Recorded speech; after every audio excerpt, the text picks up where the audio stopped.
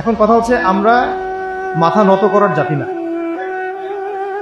আমাদের নবী মুহাম্মদ সাল্লাল্লাহু আলাইহি ওয়াসাল্লাম মাথা উঁচু করে দাওয়াতি কাজ করছেন।